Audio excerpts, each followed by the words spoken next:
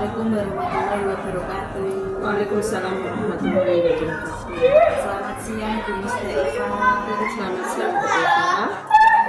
Mohon maaf ya Bu, karena saya mengganggu waktunya Bu Mus untuk mau mewawancarai Bu Mus tentang pengambilan keputusan yang telah dilakukan Bu Musdaifah di SD Negeri 2 tahun ini. Apakah sebagai kepala sekolah, Bu Musdaifah pernah menghadapi kasus dilema etika atau rujukan moral? Kalau di dalam dunia pendidikan itu biasanya banyak sekali Mbak untuk dilema etika atau moral itu. Banyak itu di dilema etika biasanya.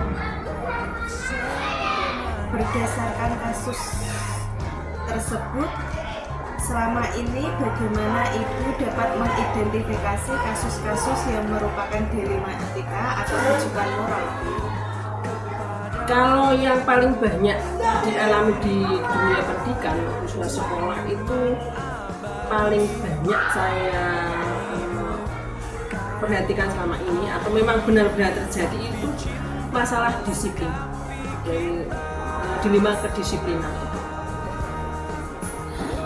Kedua, selama ini bagaimana Bu Mus menjalankan pengambilan keputusan di sekolah itu, terutama untuk kasus-kasus di mana ada dua kepentingan yang sama-sama benar atau sama-sama mengandung nilai kebajikan. Gini Mbak, untuk masalah dilema kedisiplinan itu saya ambil contoh seperti ini. Bukan rata-rata, beberapa anak itu kan di sekolah sudah ada kesepakatan atau peraturan yaitu tentang disiplin untuk berangkat sekolah. Nah, kalau di sekolah kita itu jam 6 kurang seperempat itu kan harusnya sudah siap-siap ada pembiasaan, berarti anak-anak jam 7 kurang seperempat berarti mereka harus siap di lapangan atau di halaman. Dan kesepakatan tersebut sampai jam 7 itu kalau anak belum masuk berarti gerbang itu sudah sepakat ditutup. Berarti jam 7 kalau anak belum sampai ke sekolah dia nanti berhenti di pintu gerbang. Dan nanti sesuai kesepakatan setelah selesai adanya apel, anak-anak yang terlambat itu baru masuk ke sekolahan setelah diizinkan Pak Guru ke sekolah untuk masuk. Selanjutnya, langkah-langkah atau prosedur seperti apa yang biasa Ibu lakukan selama ini? Kalau masalah seperti itu biasanya saya akan memanggil anak-anak tersebut yang terbiasa terlambat, biasanya paling tidak lebih dari 3 kali terlambat, maka akan saya panggil anak tersebut. Kemudian saya akan diskusi kepada anak tersebut kenapa dia selalu terlambat. Nanti anak tersebut akan memberikan alasan-alasannya. Kalau setelah anak tersebut memberikan alasan-alasan, nanti akan saya runut dengan orang tuanya kenapa anaknya bisa terlambat, apa masalahnya. Kalau sudah ada kesepakatan nanti dari hasil diskusi dari anaknya, dari orang tuanya, nanti saya ambil kesepakatannya yang terbaik bagaimana. Yang penting tidak membebankan pada anak, yang penting nanti anak, pokoknya nanti keputusan saya itu berpihak kepada anak. Baik, selanjutnya Bu, hal-hal apa saja yang selama ini Ibu anggap efektif dalam pengambilan keputusan pada kasus-kasus dilema etika Bu? Saya yang paling efektif itu saya akan berusaha selalu menanamkan pembiasaan khususnya masalah kedisiplinan, yaitu ketika ada pembiasaan setiap hari itu nanti akan saya tanamkan bahwa untuk kedisiplinan itu selalu kita mengulang untuk pembelajaran sampai pada akhirnya nanti tercipta kedisiplinan yang sesungguhnya. Baik Bu. Lalu hal-hal apa saja yang selama ini merupakan tantangan dalam pengambilan keputusan pada kasus-kasus dilema etika Bu? Ya biasa Mbak, jadi kendalanya itu karena kita untuk menanamkan kedisiplinan itu pembelajaran itu berproses dan setiap anak, apalagi anak-anak yang masih dalam keadaan dasar itu memang butuh penanaman itu, karena anak-anak rata-rata itu untuk memahami apa yang diinginkan sebagai orang tua atau guru itu dia belum mengerti. Jadi ya memang harus diulang, mengulang untuk belajar bahwa ini loh maksudnya kalian untuk dalam kedisiplinan, supaya dia nanti kedepannya itu tahu ini manfaatnya kalau saya berdisiplin, sehingga nanti hasilnya ketika saya melakukan sesuatu akan tepat. Lalu, apakah Ibu memiliki sebuah tata krala atau jadwal tertentu dalam sebuah penyelesaian kasus dilema etika? Apakah Ibu langsung menyelesaikan di tempat atau memiliki sebuah jadwal untuk menyelesaikannya? Bentuk atau prosedur seperti apa yang Ibu jalankan? Untuk jadwal penanaman dilema etika itu biasa saya ada yang langsung per hari, yaitu ketika pas adanya pembiasaan itu bisa diterapkan langsung, atau saya lakukan menjadi program harian sebagai orang kepala sekolah atau program tahunan RHK yang dibuat oleh kepala sekolah. Jadi nanti terjadwal setiap bulannya itu saya masukkan di dalam program tahunan di RHK kepala sekolah. Lalu, adakah seseorang atau faktor-faktor apa yang selama ini mempermudah atau membantu Ibu dalam pengambilan sebuah keputusan dalam kasus-kasus dilema etika, Bu? Untuk kasus-kasus dilema etika itu yang saya sangat sukai itu ketika ada kerjasama antar guru, nanti didiskusikan bersama apa baiknya yang perlu ditanamkan kepada anak-anak, kepada diri kita. Itu memudahkan saya untuk berpikir karena bersama-sama dipikir bersama nanti pada anak-anak, pada diri kita. Itu memudahkan saya untuk berpikir karena bersama-sama dipikir bersama nanti. Assalamualaikum, selamat siang Bu Sri. Waalaikumsalam. Itu waktunya Bu Sri. Ini saya mau keputusan yang dilakukan oleh Bu Sri Maryanti selaku kepala sekolah SDG.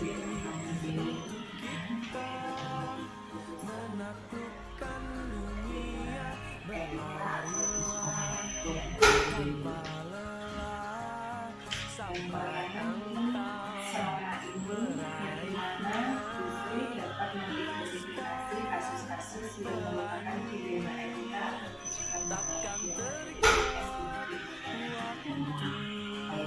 Ya, terima kasih Mbak Eva atas pertanyaannya. Untuk yang pertama yaitu masalah tadi ya, etika maupun juga moral. Di SD saya itu kalau etika moralnya ada. Kemarin itu sempat ada kasus untuk ketika moralnya itu ada guru ya perlu diperhatikan. Kemarin itu soalnya waktu ada rapat itu pembagian kelas dan tugas mengajar itu ada guru yang sempat saya rolling. Nah, ternyata dia kan agak tidak mau gitu ya, tidak mau mulai, terus dianya tuh pengen ngajar di kelas ini. Kemarin kalau saya kasih tahu, begini kasih masukan, dia mau. Kalau di rolling tapi ya di rolling semuanya saja Bu, dan dia sama-sama merasakan. Terus kemarin di yang kedua itu saya harus dianya permasalahannya dia itu kan tidak mampu untuk mengajar. Saya kan tidak juga sudah PNS kan, jadi guru harus semuanya bisa ya Bu. Kalau misalnya tidak bisa, minta juga sama teman-teman lain. Mungkin saya siap membantu untuk kalau ada masalah. Oke. Selanjutnya, yang kedua, selama ini bagaimana Bu Sri Maryanti menjalankan pengambilan keputusan di sekolah adik, terutama untuk kasus-kasus di mana ada dua kepentingan yang sama-sama benar atau sama-sama bernilai kewajiban. Selama ini dalam menjalankan pengambilan keputusan harus dimusyawarahkan terlebih dahulu. Ya, dengan musyawarah kan kita dapat memecahkan masalah ini, dapat mengambil keputusan. Terus yang bersangkutan saya ambil dari dua pikirnya, ya dia tahu titik masalahnya seperti apa. Selanjutnya, langkah-langkah atau prosedur seperti apa yang biasa Bu Sri lakukan selama ini? Jadi langkah-langkahnya yang pertama yaitu mengumpulkan informasi sebanyak mungkin tentang masalah yang dihadapi. setelah mengumpulkan informasi, saya akan mendiskusikan bersama teman-teman. Hal-hal apa saja yang selama ini Gusri anggap efektif dalam pengambilan keputusan pada kasus-kasus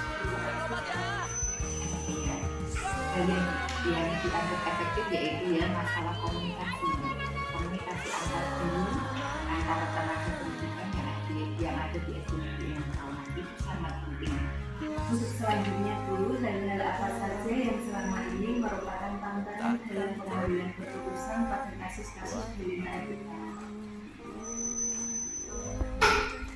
Kita sering dihadapkan pada ketidakpastian. Di antaranya yaitu ya masalah kita merasa sulit untuk membuat keputusan yang tepat. Apakah Gusri Maryanti memiliki sebuah kata-kata atau cara tertentu dalam sebuah penyelesaian kasus dilema etika? Apakah Anda langsung menyelesaikan di tempat atau memiliki sebuah jadwal untuk menyelesaikannya? Bentuk atau prosedur seperti apakah yang Gusri Maryanti jalankan? Saya langsung menyelesaikan prosedur tersebut di tempat. Karena apa? Karena kalau kita ada masalah, kita akan lebih cepat terselesaikan. Baik, selanjutnya ini pertanyaan terakhir, dari semua hal yang telah disampaikan, pembelajaran apa yang dapat Gusri Maryanti petik dari pengalaman Ibu mengambil keputusan dilema etika? Oh iya, yaitu yang pertama ya kita harus bersikap objektif dalam arti kita sebagai yang dituakan, kita harus objektif sesama terutama bersama dewan guru, bersama murid atau siswa, itu kita harus bersikap objektif. Di samping itu harus kita berpikir secara kreatif juga ya. Kreatif maksudnya apa? Kita memberi keputusan itu bisa dipikir secara malam. Terima kasih Gusri Maryanti atas waktunya dan jawaban kata ini. Sama-sama Bu Eva, semoga Bu Eva dalam ini mengerjakan kasus-kasus yang ada di dalam guru-guru ini, semoga Bu Eva diberi kemudahan, kelancaran oleh Allah SWT dan diberi hasil yang memuaskan.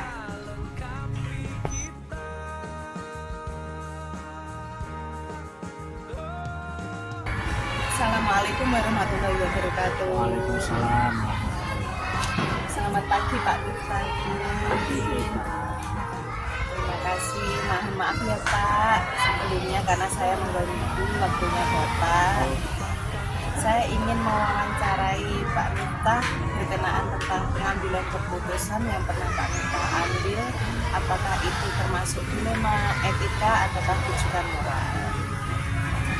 Dan Pak Miftah, apakah sebagai kepala sekolah Pak Miftah pernah menghadapi kasus dilema etika atau rujukan moral? Iya, saat pengambilan keputusan ada buat nilai menurut kakak saat pengisian rapor atau menghindari tidak ada kelas.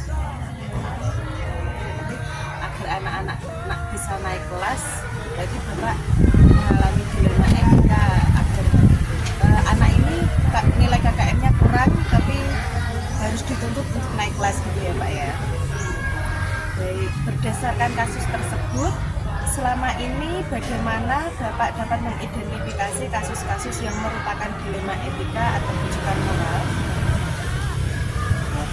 Kita harus memutuskan yang memiliki alasan yang masuk akal, sehingga untuk mengidentifikasi antara dilema etika dan rujukan moral dapat dilihat dari alasan pembuatan keputusan. Jika ada alasan yang masuk akal dan benarkah maka masuk di dalam dilema etika. Sedangkan jika alasannya tak sesuai maka masuk ke dilema rujukan moral. Berarti untuk kasusnya Pak Miftah ini termasuk yang dilema etika ya Pak? Baik, untuk selanjutnya, selama ini bagaimana Bapak menjalankan pengambilan keputusan di sekolah Bapak, terutama untuk kasus-kasus di mana ada dua kepentingan yang sama-sama benar atau sama-sama mengandung nilai kebajikan? Kalau dalam mengambil keputusan setelah saya pernah ini, kita memang musyawarah bersama guru. kita tekankan musyawarah. Baik, pertanyaan ketiga, langkah-langkah atau prosedur apa yang biasa Bapak lakukan selama ini?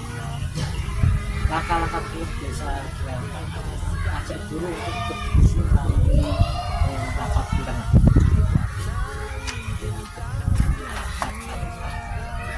Baik,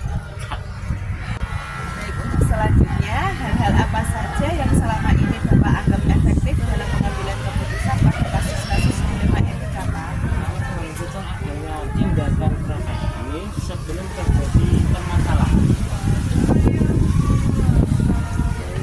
Pertanyaan yang kelima, hal-hal apa saja yang selama ini merupakan tantangan Bapak dalam pengambilan keputusan pada kasus-kasus dilema etika, Pak? Kalau tantangan ya kurangnya ketegasan jika dihadapkan dengan persoalan yang melibatkan kemanusiaan. Nah, itu ya, Pak. Baik. Untuk selanjutnya, apakah Bapak memiliki sebuah tata kala atau jadwal tertentu dalam sebuah penyelesaian kasus dilema etika? Apakah Bapak langsung menyelesaikan di tempat atau memiliki sebuah jadwal untuk menyelesaikannya? Bentuk atau prosedur seperti apa yang Bapak jalankan? Kalau di kami tidak ada jadwal khusus dalam penyelesaian dilema etika karena langsung diselesaikan dengan melakukan koordinasi dengan seluruh guru. Selanjutnya, adakah seseorang atau faktor-faktor apa yang selama ini mempermudah atau membantu Bapak dalam pengambilan sebuah keputusan dalam kasus-kasus dilema etika? Tentu saja kita keputusan itu rekan-rekan guru. Rekan-rekan atau teman sejawat gitu Iya, ya, Pak? pokoknya kita di sekolah itu semua dengan selesaikan bersama-sama lah. Untuk pertanyaan terakhir ya, Pak. Iya. Dari semua hal yang telah disampaikan, pembelajaran apa yang dapat Anda petik dari pengalaman Bapak mengambil keputusan dilema etika? Pembelajaran diambil adalah tidak semua yang kita anggap itu benar. Itu benar karena harus dilihat dari berkompetisi. Terima kasih Pak Bintang atas sharingnya, atas wawancaranya pagi pagi ya. Sama Ibu, semoga bermanfaat bagi kita. Terima kasih sekali lagi ya Pak.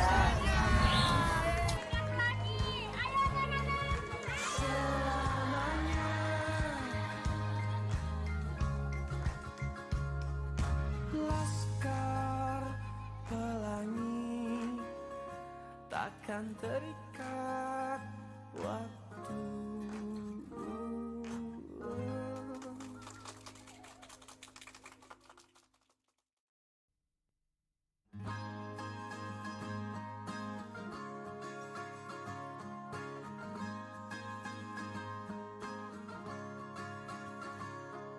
Mimpi